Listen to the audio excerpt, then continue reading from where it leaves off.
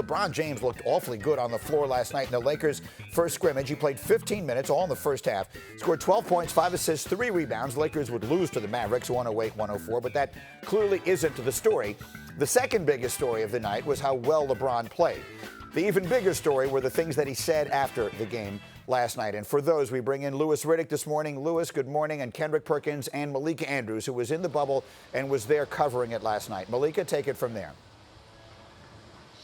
Yeah, Greeny, LeBron James used the entirety of his postgame press conference to, one, talk about having justice for Breonna Taylor, and two, to generally highlight racism and racial inequality in the United States. Because while he appreciated that he just played a game on a court that says Black Lives Matter, to him, it's more than just a movement.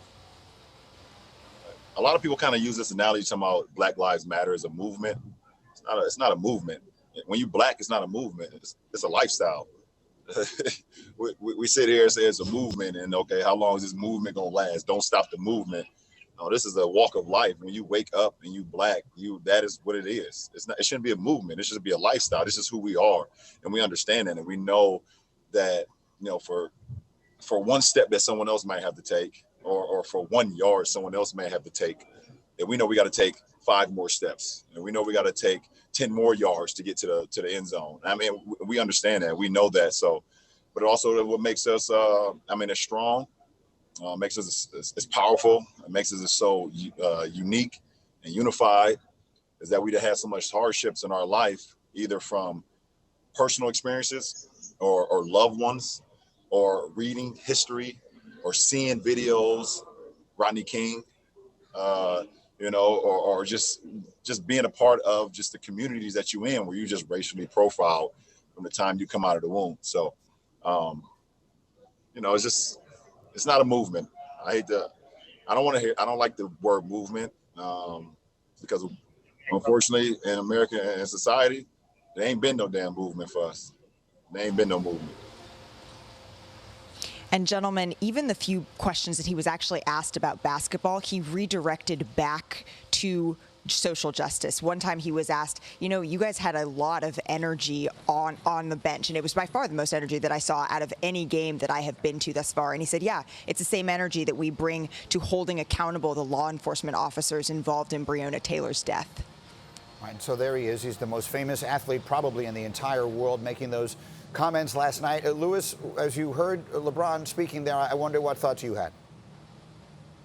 Yeah, Greeny, I could tell that there was a palpable, tangible level of frustration coming out of LeBron, that really reflected the fact that he felt as though, that he was feeling like, this isn't just some brief moment in time where it's cool now to, say Black Lives Matter and paint it on basketball courts or paint it on baseball mounds or, put it on a T-shirt, and that it's just something that's just really, this one little static moment in time where now everyone, because we're in the middle of a pandemic, has this, newfound awareness, this heightened sense of awareness about the trials and tribulations that Black Americans have been facing, recently in particular, precipitated by the murder of George Floyd, but obviously for much longer than that. There's this frustration that you feel coming out of him that's saying this. Look, this is something that we have all, as Black Americans, been dealing with for a long, long time. This is all something that is not something that you just put on a T-shirt. This is our everyday life that you're talking about.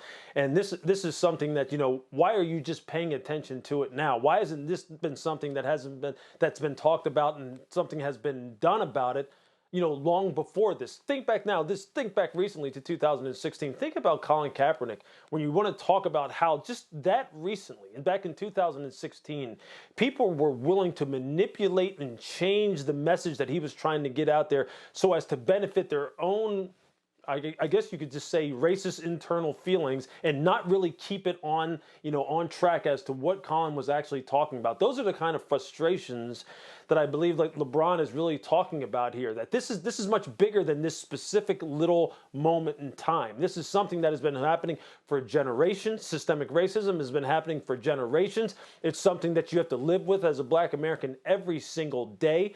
And it's not really just something that's neat now to get behind and in vogue to get behind right now. This is something that's real life. This is something that really puts Black lives in peril in a disproportionate way to white lives in our current society. And why does it have to be that way? Why is it like that?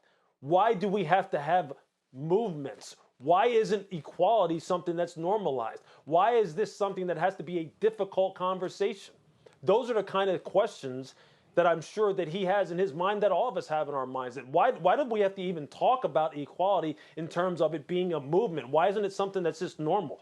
And those are the, and I mean, that's, I mean, I can feel myself as we're sitting here talking about it. I can empathize and kind of put myself in LeBron James' shoes, because I'm sure LeBron James looks at it this way too.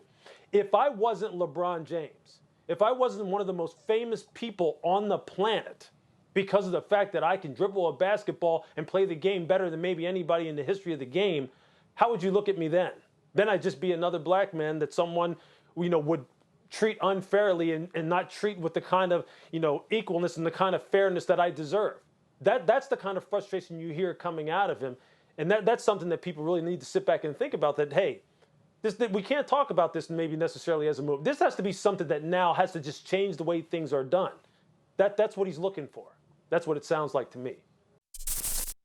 Thank you for watching ESPN on YouTube. For live streaming sports and premium content, subscribe to ESPN+.